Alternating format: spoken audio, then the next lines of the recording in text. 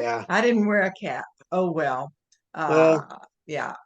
So I'm, I mean, this is a good feeling. Bart Bryars, Julie Rogers, we are at the end of a screenplay. wow. It's been what, a couple months or so?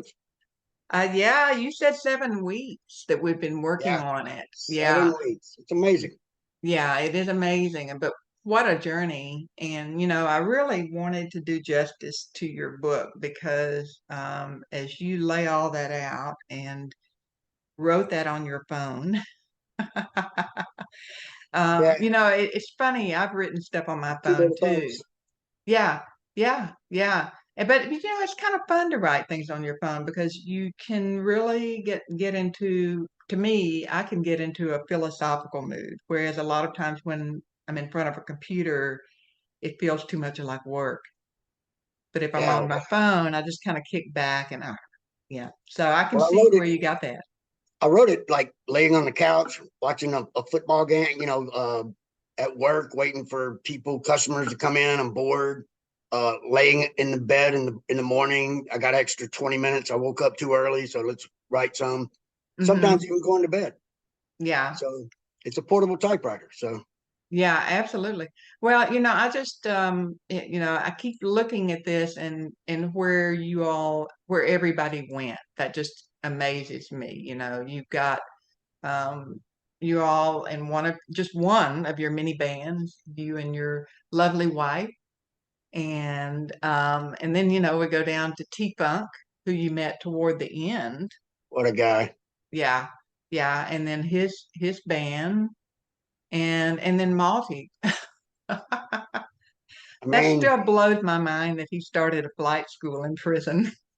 he was just, I mean, he obviously came from a lot of money and everything, but man, what a guy. He really just changed. Me and him being in two prisons, we served like 4 years together in two different prisons. Yeah. Mm, And wow.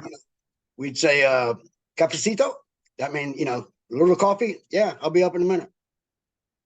And so, yeah. And like I said, he called me a couple of years ago out of the blue on Facebook telephone. I didn't even know you could do that. Oh yeah. But he called me on a Facebook telephone. So I'm going to call him on a Facebook telephone and tell him he's fixing to be in the movies or something. So, but yeah, man, it's prison is just like anything else. You sort of seek out your own level and this kind of thing and everything. And I knew that I would never go back again, and that it was a one time thing for me. And with Malty and Jay and T Funk and us, same thing, one time deal. And I just sort of gravitated to these people, and Hmm.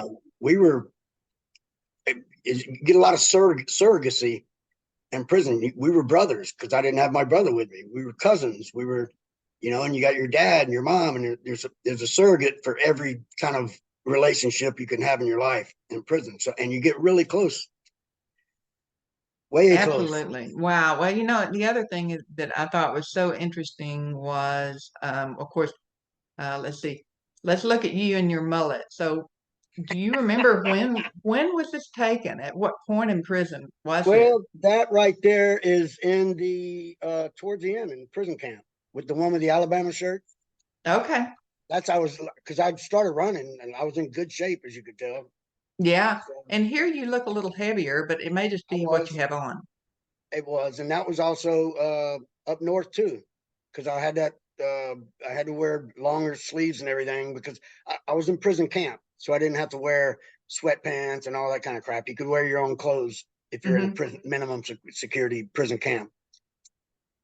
And in Wow. fact, the one before with the Alabama jersey was when my friend from high school that was in my Captain Smedley and the Deadly Medley band, the guitar player, he went to U of M in Ann Arbor, and he's lived in Detroit his whole adult life.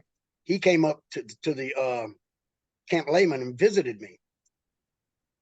So yeah, Wow. I had three friends who I kept in touch with. Him, my Cajun friend from Maurice, Louisiana. He's a Broussard from Maurice, and Margie Taylor, a girlfriend. Well, these are really small here, but this is from the back of one of your books, showing your your different bands while you were in Texarkana. Yeah. And yeah, I mean, it looks like y'all are having a great time. Well, the top left would be the auditorium. The middle right would be at a banquet that they would have in the chow hall, and Okay. their families could come in, and it was usually organizations like the Vietnam veterans or different prison organizations, and they'd have a banquet. And the bottom right, if you can see, those that was outside under the recreation building cover, because you can see the guys playing handball over there in the Mm-hmm. background. Mm-hmm. So Yeah. yeah, I just And the wanted to wind throw that. blowing. Yeah. Yeah. Nice effects. Yeah, that I still the big takeaway for me is that you actually created a style that unified and passed the acid test of unifying races in prison. Um, that still sticks out to me as the big thing, and Well, that you still write your songs that way. I do. I mean, I start like that. I start with the bass. I start in the rhythm and bass. And I began as a young kid on drums, so even when I went to guitar, I was still rhythm oriented. So, uh, you know, and it's true. The blacks, browns, and whites. Those the three biggies. If you can do a little something for them in every song, they'll sit there and wait for it. Hmm. I saw it with my own two eyes. It blew my mind. I was like, And multiple times too. yeah, Even though you wrote about the big show, you continued until you oh yeah, left. yeah, because Um, it was a yeah. formula at that point. I knew what to do, but before then, I mean, I got two people. The whole place would empty out. It'd be like two people, my best friends there. Hmm. They didn't want to hear it. Yeah. I mean, granted, they're a tough audience, but Yeah. Well, that seems to be a universal theme. If you're speaking or you're playing or you're performing in any way, if the audience feels like that it is written or directed to, if it's doing something for them, what about me? And that's what you figured out, is how to draw all these guys together. And I still think it's amazing. And we added that in there in the script that, uh, that you actually averted a prison riot that evening when you played that first big show, and it was such a success. right. It's pretty amazing. Well, I mean, it was a crazy, crazy time in my life, and I was just surviving really. I was I was like the guitar man.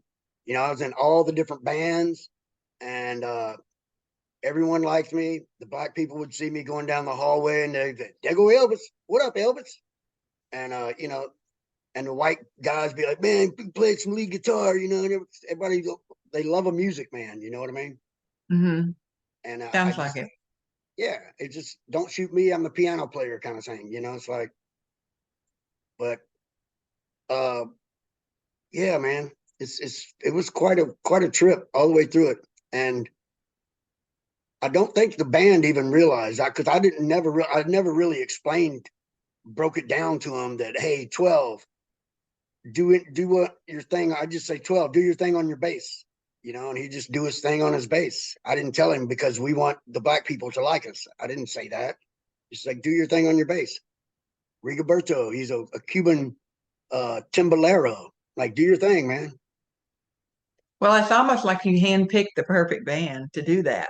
It just kind of congealed Yeah. Well, if you think about it. there was some really really good musicians, and Gino. We didn't really get much on him. The drummer, Gino Ragusa. Man, that guy was fantastic drummer. Like serious high level, super skilled guy. The one that wrote the Trigger Man book. Yeah, and that's fascinating too. We need to talk about that. So you knew him as Gino. He is John Ragusa the third. Correct. Uh, okay, Yep. and he wrote Triggerman about the Kennedy assassination, included all of the Mafia stuff and crime everything. mob stuff and so forth. Wrote that during prison or after he Yes. left? Yes. No, During he was prison. writing it in prison all the time. He would bounce ideas off of me sometimes, and just he didn't want to give the whole plot away, but he would just drop little things here and there about it and everything. And you know, I didn't realize until I was reading the review to Trigger Man. I looked it up a few years ago, and he got out 3 months after I did in '92, and he published that book in '94. This was before self-publishing, so he convinced somebody that it was good enough to publish. And Mm-hmm. I didn't realize that he was, you know, from South Louisiana and just all down in there and up in it, and then like almost a wise guy himself. I mean, if you read the reviews, guys, it's former wise guy. I never thought of him like that, Mm-hmm. Yeah. but I Yeah. mean, But that's that's how he amazing. got. That's how Yeah. he got all the details and everything in his book about the mob and everything. He sort of Mm-hmm. knew that world. Yeah. Well, and that's what fascinated me about your whole story is that there were a number of people like that that really did some incredible things, even in prison, and including you. I mean, here's the illustration of your mom's children's book, which I just it's just so cute. I love all those things, and you were apologizing to me because you said that you didn't have really high quality markers and Right. pencils. You had to use what you could use. Yeah. Um, Plan but has a it's great. DIY kind of look. Has a DIY kind of look, you know. But Hmm. it's weird, you know. That's all of my imagination in my head because when Mom sent me the story, she didn't write this worm has his name is Waldo Worm. He's a bookworm. She didn't say he has glasses, or she didn't say, you know, Centipede is a banker type, so he needs to have a bow tie and gloves, and you know, always talking about money. And I Hmm. just I made them up in Beulah Butterfly. I'm like, she's a tart. Look at all those Hmm. colors and big Hmm. makeup Well, and everything. So and of she course, we was have quite. to cover this part. This is a Oh yeah, younger picture of him, but that you played bridge with Carlos Marcello. yeah, Yeah. yeah. Just a sweet old man, very calm, soft spoken even, and you know, not very boisterous or anything. Like a lot of people think of, you know, those kind of figures or whatever you want to call it, or whatever, that they're like, hey, and they did have this. There was out after dinner every day out in the rec yard, you would have all the goombas from Philly and New York. Hey, throw me the football over here, sport, man, smoking cigars and playing bocce ball and all this bullshit. But he was none of that. He was Mm-hmm. just totally kept to himself. Uh, Mostly people didn't even fuck with him, and I didn't realize it, but because they probably knew who he was, but I didn't know. I just thought that this nice old man likes my music, and it was so cool to see him, his little eyes looking in the, because he was about, I don't know, 5'3" or something, and you could see his head like halfway through the window looking. I'm like, there's an old man outside the door looking at us. But yeah, man, it's yeah. So I don't know, and you know, what do you call it? Up in the at the end of the prison camp, in my prison camp was Chico DeBarge, and that was DeBarge of the '80s. Mm-hmm. Feel the heat of the rhythm of the night. Da, da, da, Mm-hmm. the musical family. They were the Mm-hmm. Jackson Five of Grand Rapids. Well, two of them went to prison camps and everything because they were dealing kilos of cocaine as well. And he'd just be prancing around the camp in a full on blouse with a jerry curl, prancing around with like three or four people in tow. And I'm like, who's that guy? They're like, oh, that's Chico DeBarge, man. I'm like, oh, okay. Isn't he on the radio? They're like, yeah, he is. And also Mark Farner, the lead guitar of Grand Funk, Grand Funk Uh-huh. Railroad. He would come to Camp Lehman on Sundays and play acoustic uh, religious music. And I would Wow. just go there because I'm just like, Wow. I know this guy. I'm a big fan of all his stuff, but he wouldn't play any of his Grand Funk stuff. I But can see. Yeah, I think that's Jackson. I don't know that I have Camp Lehman on here anymore. I was well, looking to see if I had a picture of it. they've since closed it. Mm-hmm. Yeah. Yeah. But anyway, so you know, I'm going. I'm just like, I know who he is. Nobody knows who he is. I'm like, that's Grand Funk Railroad. You know, we're an Mm-hmm. American band and all that stuff. Wow. Wow. Well, I really enjoyed working on this whole screenplay. And, one of the things that I was very concerned about was here's your book cover here is making sure that we really brought in some of your takeaways, your personal insights, your philosophy, your take on what was going on with the system, which was not good in your It's still case not good. and I still mean, not good.